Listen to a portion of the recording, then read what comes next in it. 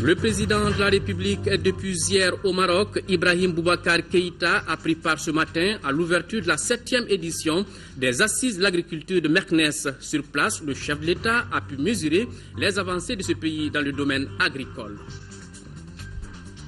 C'est désormais Modibo Keïta qui va conduire le dialogue inclusif intermalien. L'ancien Premier ministre a été nommé à ce poste lors du Conseil des ministres d'hier par le président de la République. Son portrait dans cette édition.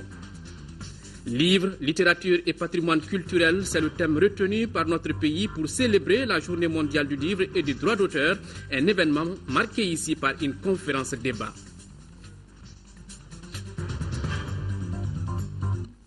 Voilà pour les titres. Mesdames, Messieurs, bonsoir et bienvenue dans cette édition. Après une soirée de football, on vous l'annonçait hier, le président de la République, Ibrahim Boubacar Keïta, est à Fès, au Maroc.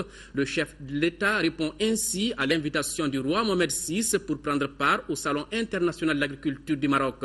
Occasion également pour le président IBK de magnifier la coopération multiforme et dynamique qui existe entre nos deux pays. Envoyés spéciaux, Bourama Traoré, Dembawan, Adama Kamara. C'est à 19h40 que l'avion présidentiel s'est immobilisé sous le tarmac de l'aéroport de Fès. À sa descente d'avion, le chef de l'État a été accueilli par le Premier ministre marocain Abdelillah Ben Kama.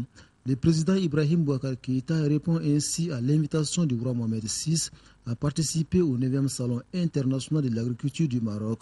Une confirmation de l'exemplarité de la coopération maliano-marocaine selon le chef de l'État. Ainsi vont les choses entre le royaume du Maroc et la République du Mali depuis notre avènement. Vous savez avec quel plaisir tout notre peuple a accueilli Sa Majesté lorsqu'elle a décidé en personne d'être présente à notre investiture. De ce jour à aujourd'hui, beaucoup de choses et de très bonnes choses sont passées entre le royaume et le Mali.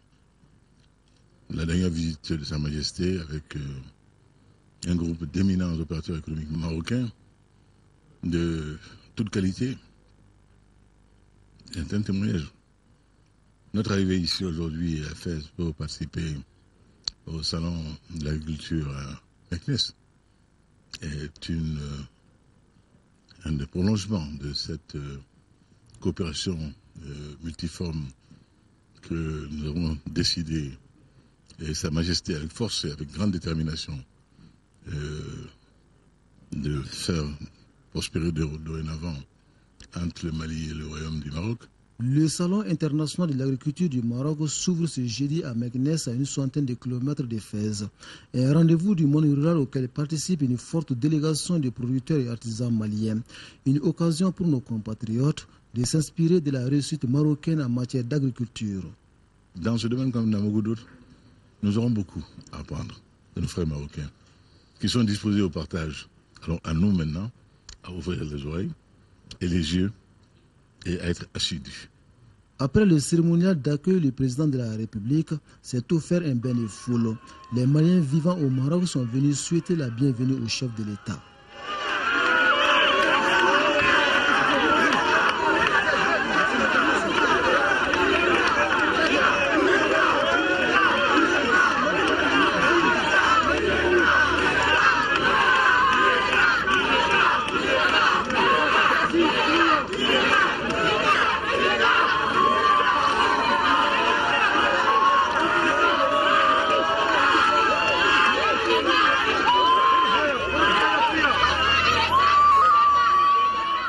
Accueil populaire. Je vous le disais en titre, le président de la République était ce matin à la cérémonie d'ouverture de la 7e édition des Assises de l'agriculture de Meknès, occasion pour lui de s'imprégner des avancées du Maroc en matière d'agriculture. Le pays connaît depuis quelques années une grande réussite dans ce domaine et cela grâce au plan Maroc vert initié par Sa Majesté Mohamed VI.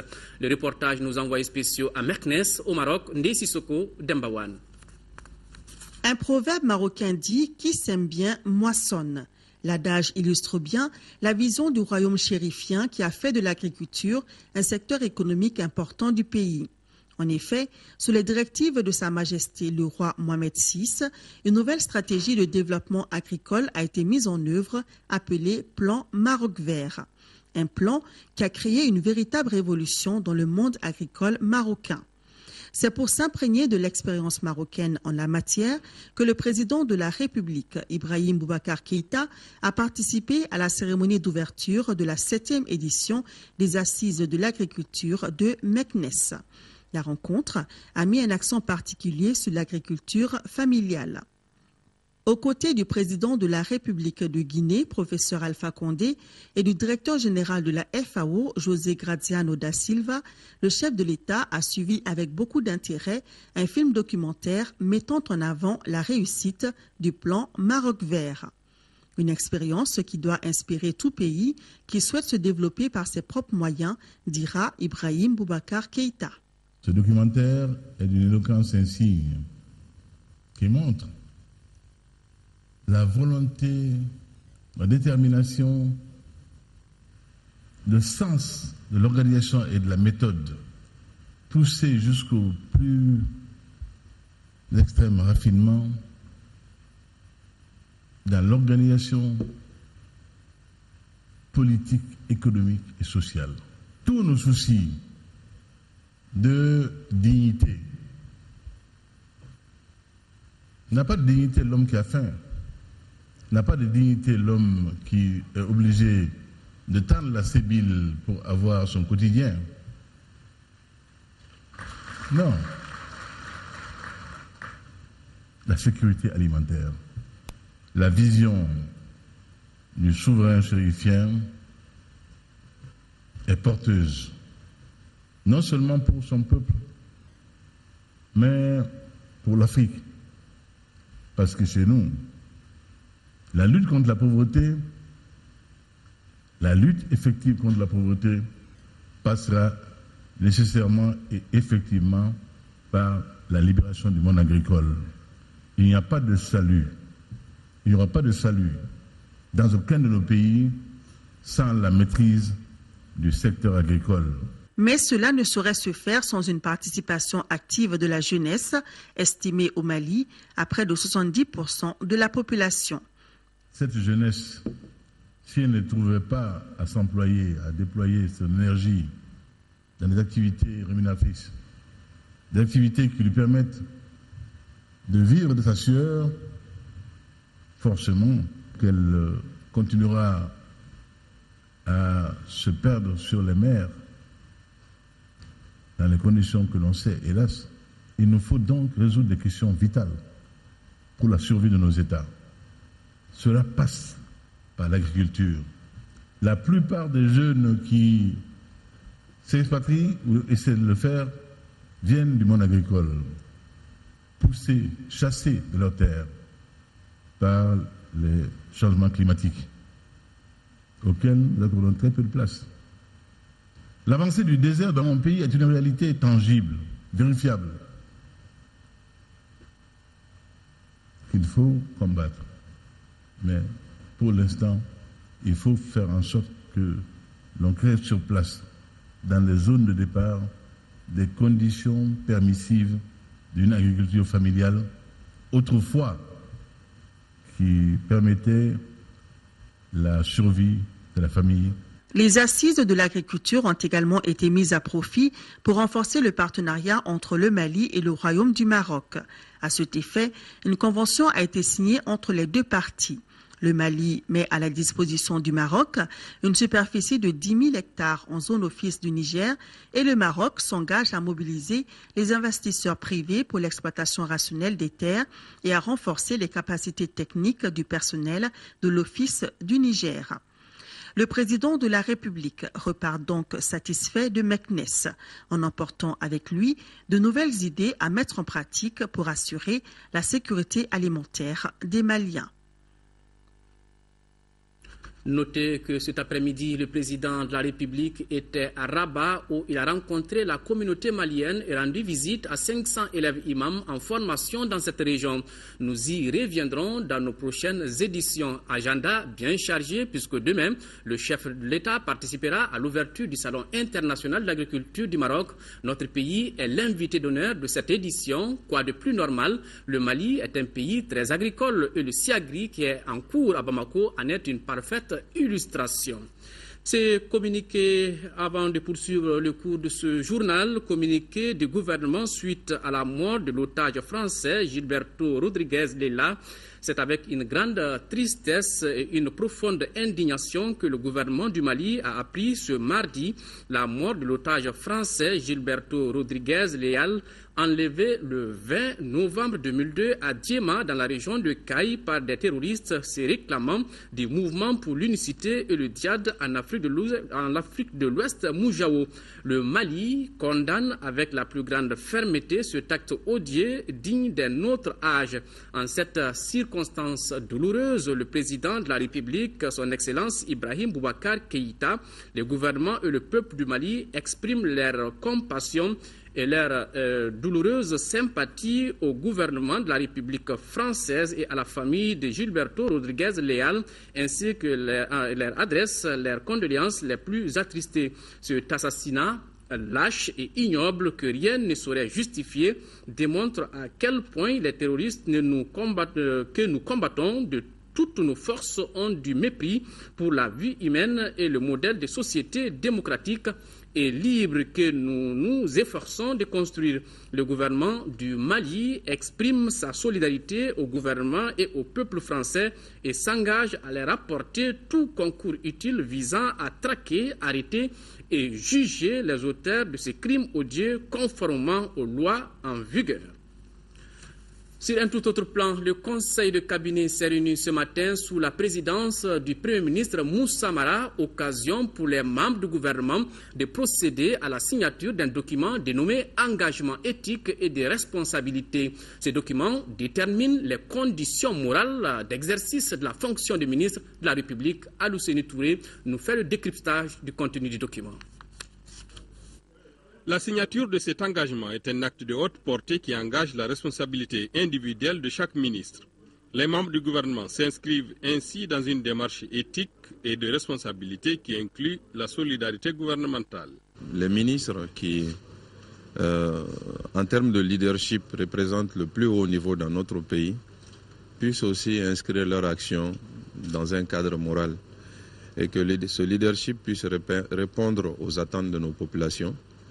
Et ensuite, en même temps, que l'équipe gouvernementale soit une équipe, je l'ai dit, dans le cadre de la solidarité, que nous regardons tous dans la même direction et que nous allons au même rythme pour atteindre les mêmes résultats. Parce que quels que soient les résultats des uns et des autres, ce seront les résultats du gouvernement sous l'égide du chef de l'État. C'est pourquoi nous avons tenu à ce qu'un certain nombre de principes soit observé dans la conduite de l'action du département par chaque ministre.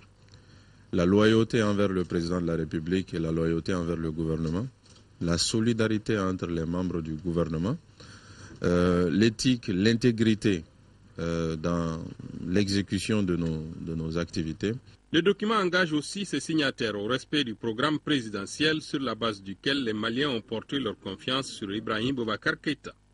La connaissance du projet présidentiel qui forme l'armature de l'action publique aujourd'hui, puisque le chef de l'État a été choisi sur la base de ce projet, la mise de l'intérêt public au-dessus des intérêts privés.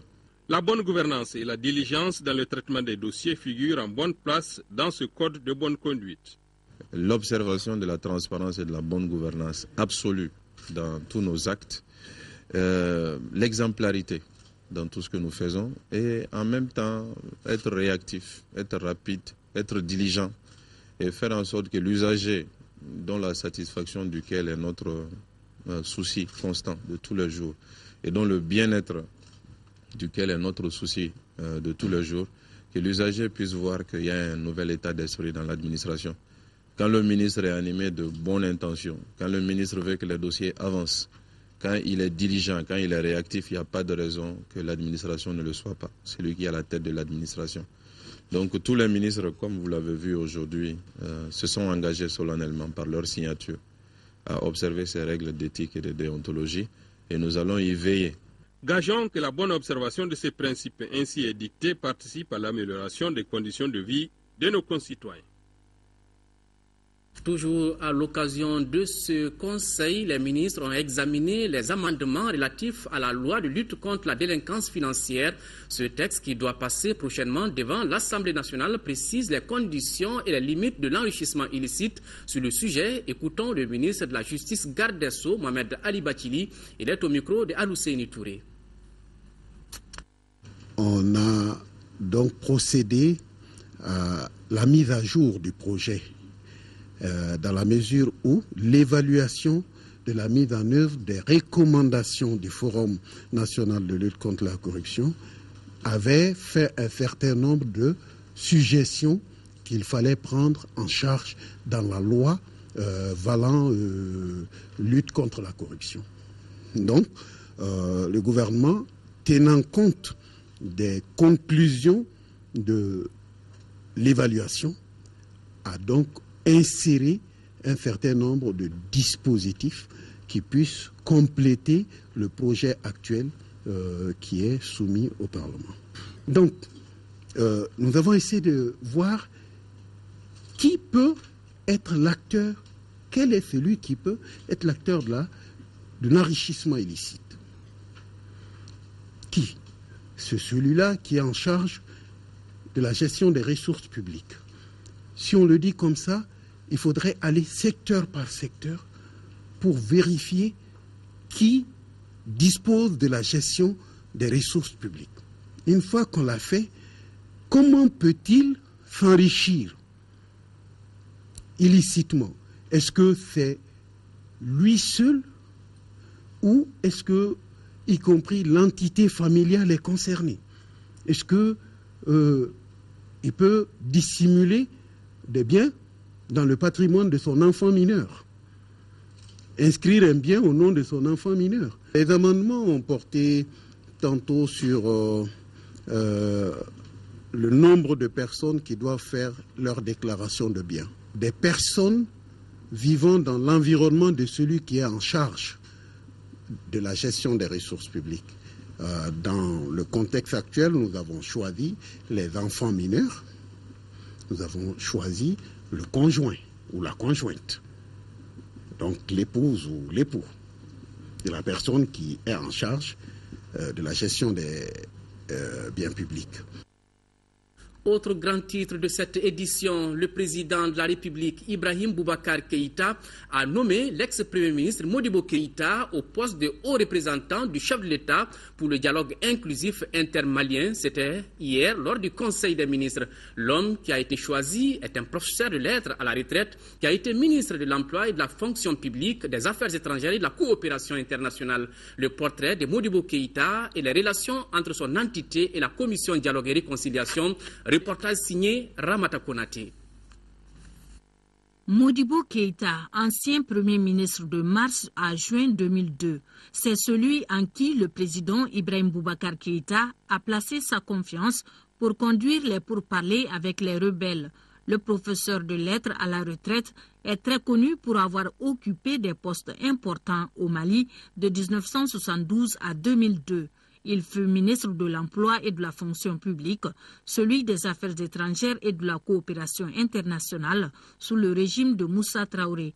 Peu de temps après, Modibo Keïta fut ambassadeur du Mali en Allemagne, Suède, Suisse, Danemark, Autriche et Norvège.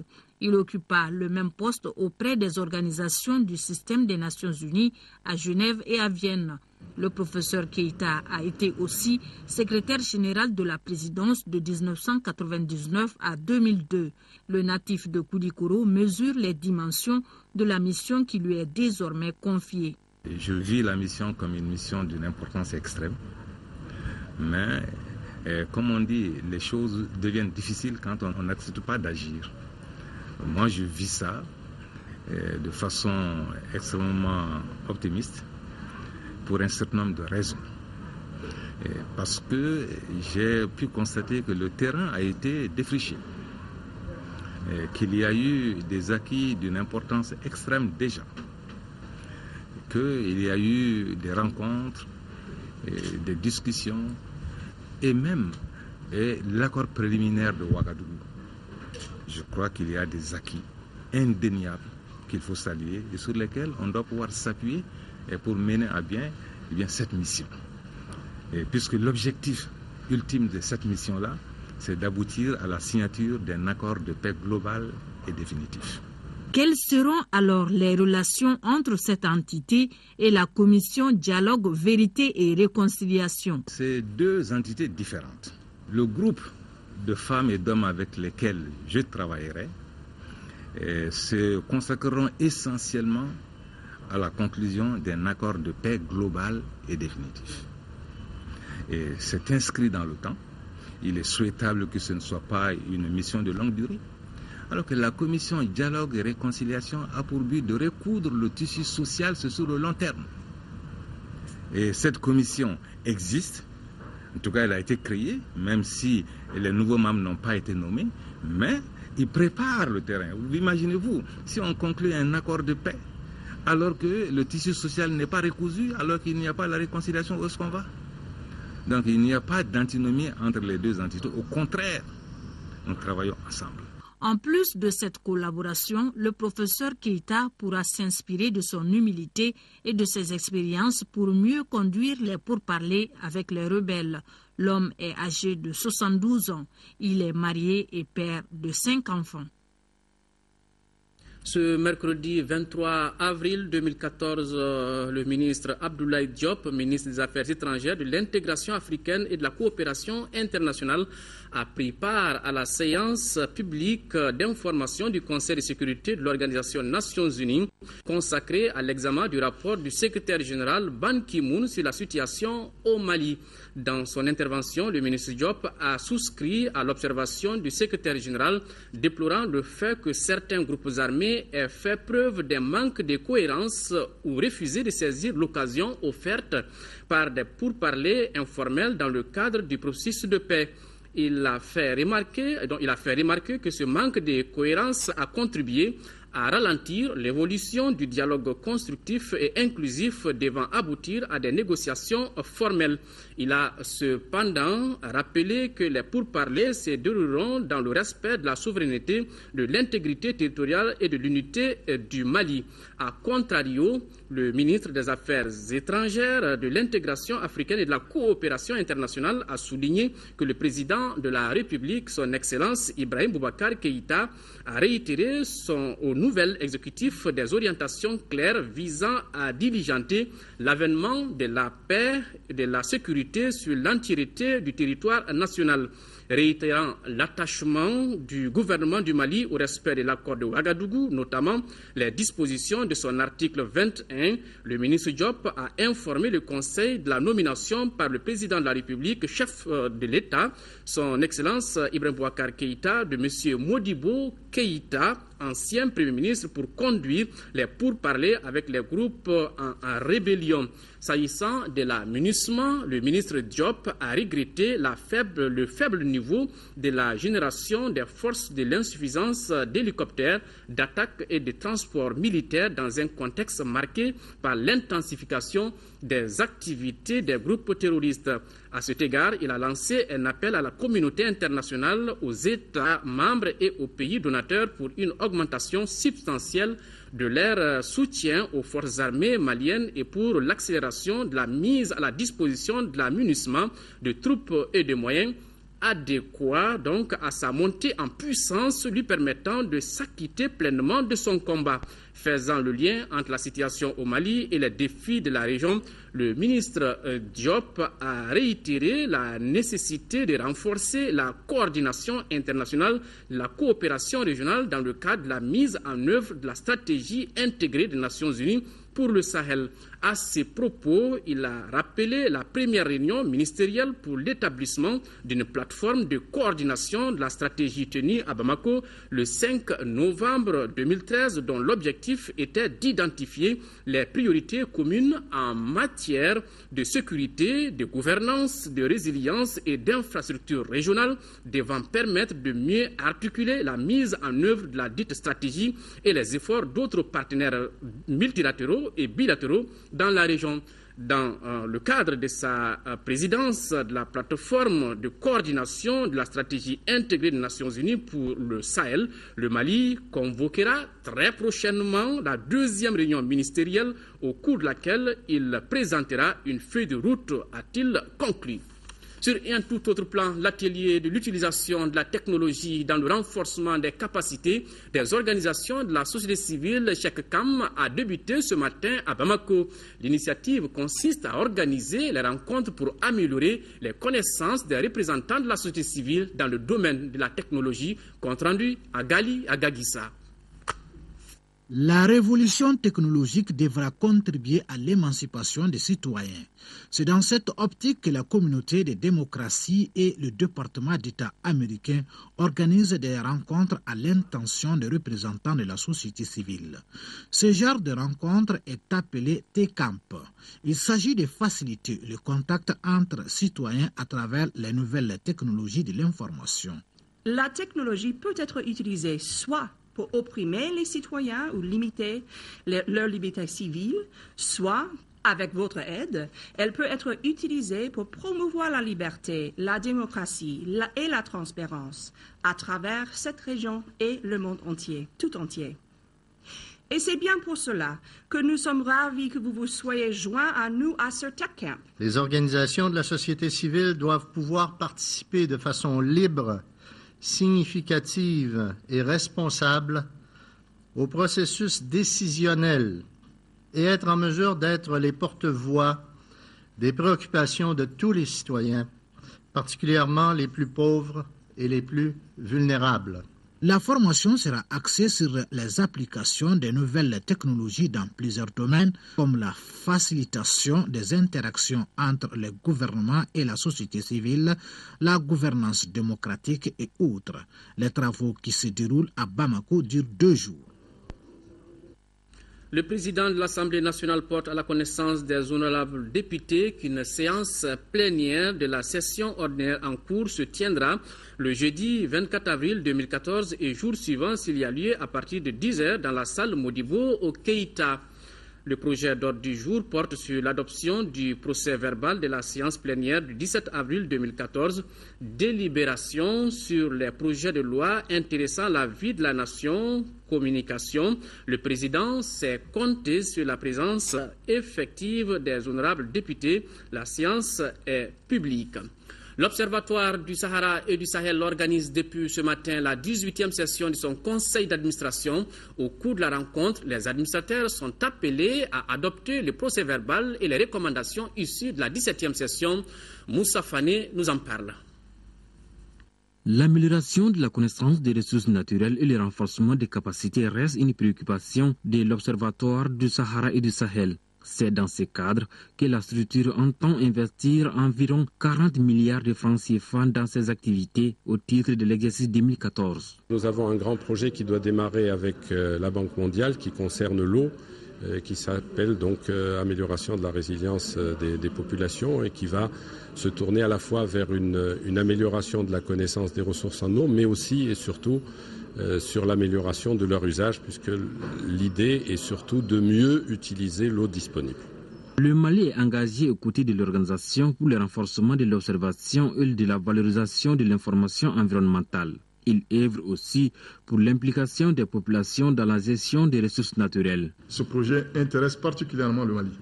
Et nous suggérons que la zone concernée soit étendue, ou puisse l'être, à l'ensemble du Gourma, c'est-à-dire l'intérieur de la boucle du Niger. Créé en 1992, l'Observatoire du Sahara et du Sahel compte 22 pays africains et 5 autres du continent européen et américain. Le Mali est membre de son conseil d'administration depuis déjà 2 ans. Le 20 et 21 avril 2014 s'est déroulée dans la capitale algérienne la 2e session du comité bilatéral stratégique algéro-malien sur le nord du Mali, suivi le 22 avril par la réunion de haut niveau au niveau des ministres des Affaires étrangères des pays voisins qui sont l'Algérie, le Burkina Faso, la Mauritanie absente et le Niger et en plus du Tchad. Le comité bilatéral a tenu sa réunion sous la coprésidence du ministre algérien des Affaires Affaires étrangères, Ramtan Lamara, et du ministre malien de la Réconciliation nationale, Zabi Ould Sidi Mohamed, en présence de Abdoulaye Diop, ministre des Affaires étrangères, de l'intégration africaine, de la coopération internationale du Mali, de Majib Bouguera, ministre délégué chargé des affaires africaines et maghrébines de l'Algérie. Les deux parties, après évaluation de la situation dans notre espace, particulièrement au nord du Mali, se sont félicités des efforts menés de part et d'autre et des avancées notoires dans le processus de paix. La délégation malienne a apprécié la perspective porteuse des consultations exploratoires engagées par les frères algériens avec les mouvements armés en vue d'asseoir une démarche cohérente favorable au lancement diligent du dialogue inclusif intermalien au Mali. Le comité a convenu de la réalisation des objectifs de la communauté internationale au Mali au terme de la résolution 2100 du Conseil de sécurité et de la recherche des interactions positives des différentes initiatives régionales et internationales. Les représentants du gouvernement du Mali ont remercié la partie algérienne pour sa décision d'octroyer dans les prochains jours une aide humanitaire d'urgence aux populations des 3 régions du nord du Mali. Les deux délégations ont exprimé leur engagement à s'investir pour la libération des diplomates algériens enlevés à Gao l'année dernière. Les participants ont également souligné l'importance de la consolidation des acquis du processus issu de l'accord préliminaire de Ouagadougou du 18 juin 2013 dans les forums sur la question de la paix du Mali et autres initiatives heureuses qui ont suivi, saluant en cela l'appui de la communauté internationale à travers la MINUSMA, l'Union africaine et la CEDEAO. Ils ont également salué l'engagement du gouvernement du Mali à accélérer le processus de dialogue avec la nomination par le président de la République, Ibrahim Boubacar Keïta, d'un haut représentant du chef de l'État pour le dialogue inclusif intermalien. Les participants de la réunion de haut niveau, Algérie, Burkina Faso, Niger, Mali, Tchad, Algérie, ont convenu de conforter et de soutenir pleinement la dynamique en cours des consultations exploratoires engagées par l'Algérie avec tous les mouvements armés visés en la consacrant comme plateforme active devant créer la synergie nécessaire à la réussite du dialogue intermalien devant se dérouler au Mali dans un délai maximum de 2 mois. Consultée sur les résultats de la rencontre, la Mauritanie déclare souscrire entièrement à la démarche d'Alger qu'elle s'engage à accompagner dans l'intérêt supérieur du peuple malien, de nos 2 pays et de la sous-région en général.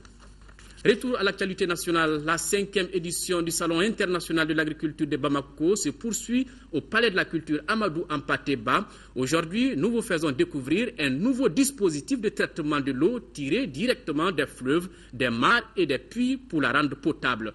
La machine qui a été conçue en Belgique traite 500 litres d'eau par heure. Dans les mois à venir, un atelier d'assemblage de cette machine appelée la Fontaine de Vie sera ouverte à Bamako. Mamari Koné est allé voir. Voici son reportage. Selon les statistiques des Nations Unies, plus de 4,6 millions d'enfants de moins de 5 ans meurent chaque année dans le monde à cause du manque d'eau potable. Selon les mêmes statistiques, sur le continent africain, 1/3 de la population n'a pas accès à l'eau potable et près de 2/3 n'ont pas d'installation sanitaire de base. C'est pour répondre à ces besoins fondamentaux que Oxia Environnement a inventé une pompe ultrafiltrante appelée la Fontaine de Vie. Présente à cette 5e édition du SIAGRI, Fontaine de Vie est un concept original adapté aux besoins des populations confrontées à des problèmes d'eau potable. Il faut de l'eau de fleuve ou un puits ou un marigot même. Et puis il faut de l'électricité, une source d'électricité, soit du 220 volts, soit un groupe électrogène, soit une alimentation photovoltaïque. Et c'est tout. On branche, le système se met en marche tout seul. On n'a plus qu'à tourner une manette et l'eau est instantanément filtrée. Et on a instantanément 500 litres d'eau par heure filtrée, 4000 litres d'eau de culture semi-filtrée pour faire les irrigations. La fontaine de vie détient des certificats d'analyse d'eau délivrés par les autorités maliennes. Des tests ont eu lieu à Mopti et dans certains quartiers de Bamako. Elle est d'une facilité d'utilisation extrême, c'est-à-dire que n'importe qui peut apprendre à s'en servir en 5 minutes. Donc on peut aller au fin fond de la brousse, des gens qui sont illettrés comprennent en 5 minutes comment ça marche. Ça, c'est aussi une des spécificités très importantes de la machine. En attendant sa vulgarisation dans notre pays, sachez que Mandingo Distribution est le représentant exclusif en Afrique de l'Ouest. C'est promulgué le 21 janvier 2014 l'ordonnance autorisant la ratification de l'accord de Florence et du protocole de Nairobi. Tous les acteurs et usagers de la filière de livres devront mesurer la portée de ce geste hautement symbolique.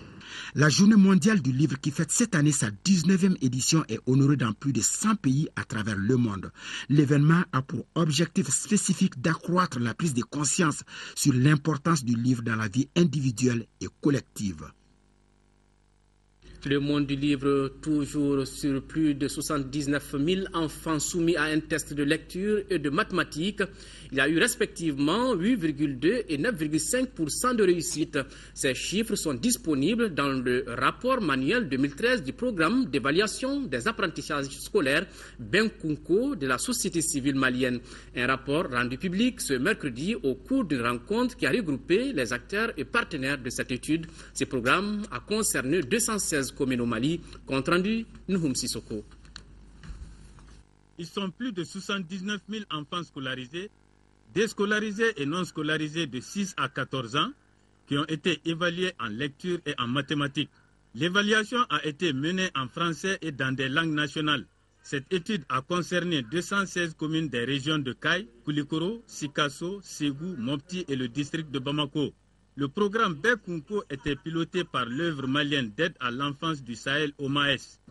Le partage régulier de l'information sur les apprentissages scolaires n'est pas une pratique courante au Mali. Les contrôles des connaissances faits dans les écoles ne peuvent malheureusement pas permettre de mesurer avec exactitude le niveau réel des apprentissages scolaires. Benkunko, ou l'affaire de tous, se veut une approche novatrice selon ses acteurs. Elle consiste avec des outils simples et fiables à effectuer des évaluations sur des compétences fondamentales.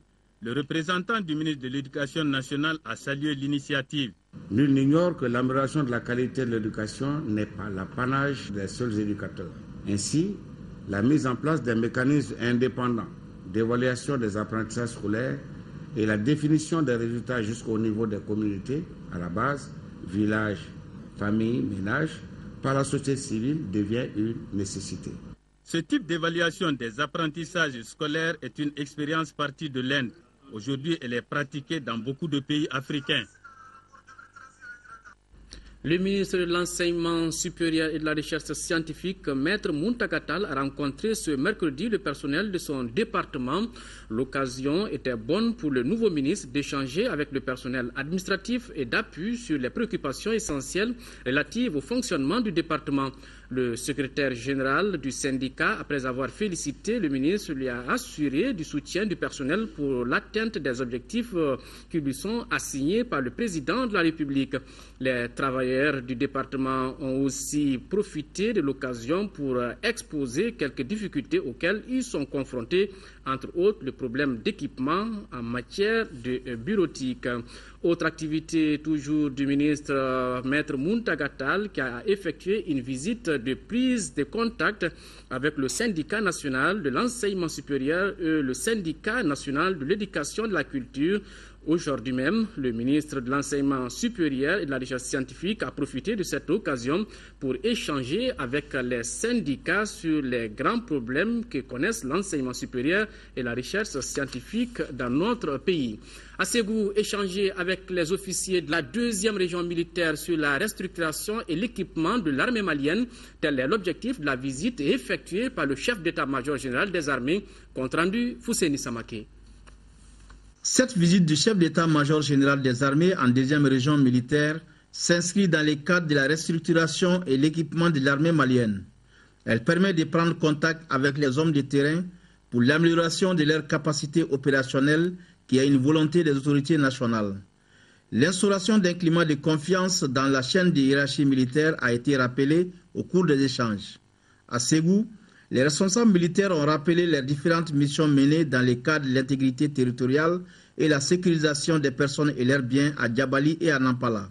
Nous venons non seulement sur le terrain rencontrer l'encadrement, rencontrer et voir les formations et essayer de prendre la température pour voir qu'est-ce qui a été fait jusqu'à présent, qu'est-ce qui reste à faire et qu'est-ce qu'on peut faire pour améliorer non seulement les conditions de vie et de travail des hommes, les conditions opérationnelles, mais aussi les formations. Il y a un certain nombre de préoccupations que nous allons prendre en charge, mais il y a des principes sur lesquels on ne peut certainement pas revenir. Donc des questions ont été posées, nous avons apporté les éclairages nécessaires et nous allons les encourager en envoyant le même message que l'armature de la nouvelle armée que nous sommes en train de constituer repose sur eux. Le général Maman Touré a profité de son séjour sécovien pour rendre visite aux stagiaires de CAT1, CAT2 et BA1, BA2 qui renforcent leurs capacités sur la bonne conduite du soldat en période de conflits armés. Ici, au Mali, 13 pays africains sont à l'apprentissage du montage de monoculteurs et de ses accessoires d'ateliers organisés par Africa Rail. C'est ce que nous dit Doussou Sangaré. Plus d'une vingtaine de participants venus de 13 pays d'Afrique de l'Ouest, de Centre et Austral vont être formés pendant 15 jours sur les techniques d'exploitation des équipements agricoles, notamment le motoculteur et ses accessoires, la faucheuse automotrice. Cette rencontre portera sur le démontage et montage du motoculteur, la nomenclature des différentes pièces qui le composent, l'initiation à l'entretien régulier du moteur, entre autres. Donc, l'objectif principal visé, c'est un transfert de technologie, de l'expérience de Socafon à la sous-région. Nous pensons qu'après cette formation, les participants seront mieux outillés pour appliquer la technologie dans les différentes régions. Nos attentes au niveau d'Africa Rail, le centre du riz pour l'Afrique, est de renforcer les capacités des différents acteurs de la chaîne de valeur du riz au niveau de l'Afrique. Donc ici, cet atelier qui est organisé pour des formateurs futurs en matière d'utilisation de motoculteurs et de faucheurs de riz, notre attente c'est d'avoir des personnes qui vont après avoir la capacité et aller former d'autres utilisateurs de ces engins pour une meilleure efficacité de la chaîne de valeur. La mécanisation de l'agriculture est une priorité des plus hautes autorités du pays. C'est pourquoi le sous-préfet, en ouvrant les travaux, a mis l'accent sur le rôle que joue le motoculteur et la faucheuse automatrice dans le développement de la riziculture afin d'assurer l'autosuffisance alimentaire sur l'étendue du territoire. Le premier vice-président du Haut Conseil des collectivités territoriales, accompagné d'une forte délégation, vient de séjourner dans la Cité des Rails. L'objectif de cette visite était de faire la restitution des travaux de la première et de la deuxième session de l'institution au compte de l'année 2013. Mais il s'agissait aussi d'informer les autorités politiques et administratives de CAI sur les modifications apportées au texte de base de la décentralisation. Mahamadou Alioubari. Organisées par le Haut Conseil des collectivités, ces concertations régionales sont perçues comme un cadre d'échange entre le Haut Conseil des collectivités et l'ensemble des acteurs de la décentralisation. Cet exercice permet en outre d'échanger sur les problèmes spécifiques locaux, régionaux liés à la mise en œuvre de la politique de décentralisation. Les collectivités territoriales de la région de CAI ont pu fonctionner tant bien que mal et assurer la réalisation d'importants ouvrages pour soulager les souffrances des populations avec l'accompagnement de la tutelle. Au cours de ce cadre d'échange, les autorités administratives et politiques de la première région ont eu droit à une restitution des travaux de première et deuxième session du Haut Conseil des collectivités de l'année 2013, les modifications intervenues dans les textes de base de la décentralisation, les stratégies et les propositions du Haut Conseil des collectivités visant un approfondissement du processus et la problématique de l'accès à l'eau potable, l'hygiène et l'assainissement. Conformément à l'esprit et à la lettre du texte, l'État s'est résolument engagé en faveur du transfert progressif des compétences et des ressources aux collectivités. Cela est maintenant effectif notamment dans le domaine de l'éducation, de la santé, de l'hydraulique, même si l'État continue d'exercer la tutelle en ce qui concerne le contrôle de la légalité et l'appui conseil. Auguste autorité, votre présence ce matin ici, est-il nécessaire de souligner est la marque significative que vous accordez à la décentralisation au renforcement du processus démocratique et à la promotion du développement régional et local, constituant l'essence de notre mission constitutionnelle. Auparavant, la délégation du Haut Conseil des collectivités avait visité la nouvelle maison des élus du Conseil des cercles et l'hôpital Fousseni Daoud de la Cité des Rails. La lauréate du prix international de femmes de courage 2014, notre compatriote Touré Fadimata Aliou, a présenté son trophée à la population de Gao. Ensemble, autorités administratives, politiques, leaders religieux et associations ont partagé ce moment d'émotion et de fierté. Ce prix avait été décerné le 4 mars 2014 par Michelle Obama, première dame des États-Unis, après avoir constaté l'engagement de cette battante aux côtés des couches vulnérables. Reportage Daouda Zoumana Traoré. Un effort de plusieurs années vient d'être reconnu et primé internationalement. La lauréate du prix Femmes de Courage, Touré Fatimata Aliou Touré, s'est battue en compagnie de ses partenaires et collaborateurs pour soulager la souffrance des femmes et des enfants au moment de la crise. Les actes posés par cette humanitaire sont inoubliables. Pendant que beaucoup de gens se cherchaient, elle est restée pour se battre aux côtés des femmes. Il est arrivé au moment où elle a été braquée pour lui enlever son véhicule. Ils sont rentrés chez elle avec des armes. Ça ne l'a pas effrayée. Elle était tellement sur le champ de bataille que ses collaborateurs avaient eu peur pour elle. Ce qui fait qu'ils lui ont même organisé un sauf-conduit, on lui a envoyé un véhicule pour qu'elle puisse sortir de Gao. Elle a dit non, tant que les femmes de Gao sont là, tant qu'elles souffrent, je ne saurais partir d'ici. Cette grande dame qui trouvait toujours des solutions aux problèmes des personnes en situation de détresse. Elle a été le symbole de la lutte pour l'émancipation de la femme en général. Selon la lauréate elle-même, ce trophée est la propriété de toutes celles qui ont subi les exactions des terroristes. J'ai accepté ce prix avec beaucoup de fierté et je le dédie à toutes les femmes maliennes, singulièrement toutes les femmes de la région de Gao qui ont subi la violence, l'humiliation dans leur chair et dans leur âme. Cette combattante, dont le parcours a été jugé exemplaire lors de la cérémonie, a plaidé la cause de la femme afin qu'elle soit dotée des statuts politiques, juridiques, culturels dans l'optique de jouer pleinement un rôle considérable dans le développement du pays. Le gouverneur du district de Bamako convie en réunion ce jeudi 24 avril 2014 à partir de 10h dans la salle de conférence du gouvernorat les représentants des partis politiques du district, les coordinateurs des chefs de quartier du Haut Conseil islamique, des églises protestantes et catholiques, du Haut Conseil, du Conseil national et du Forum national de la société civile, la CAFO et de l'APDF. L'ordre du jour portera essentiellement sur une prise de contact avec les nouvelles autorités du district.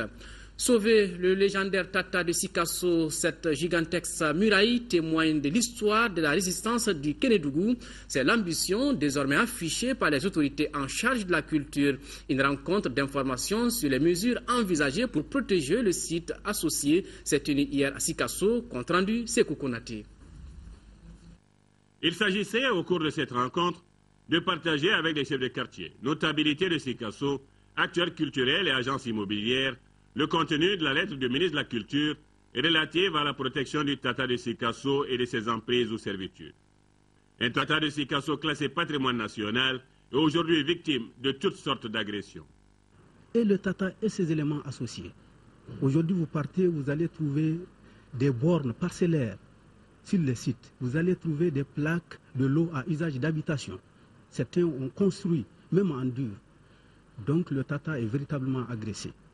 Pour alors sauver ce qui peut l'être du légendaire Tata de Sikasso, témoin de l'histoire de la résistance du Kénédougou, des mesures vigoureuses seront mises en œuvre dès la fin de ce mois.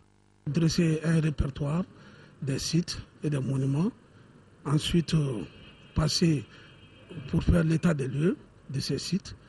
Bon, après l'état des lieux maintenant, nous allons procéder à la délimitation et au bornage de ces sites. Les servitudes qui sont occupées par des citoyens seront carrément et purement dégagées par le service de l'urbanisme et par la brigade de contrôle du service de l'urbanisme. Nous avons le devoir de préserver les Tata et ses sites associés. C'est le patrimoine aujourd'hui culturel national. qui doit être préservé, non seulement par la population de Sikasso, par les élus de Sikasso, mais par nous-mêmes. Donc c'est vraiment un message que nous leur lançons pour nous faciliter le travail de bornage et de délimitation.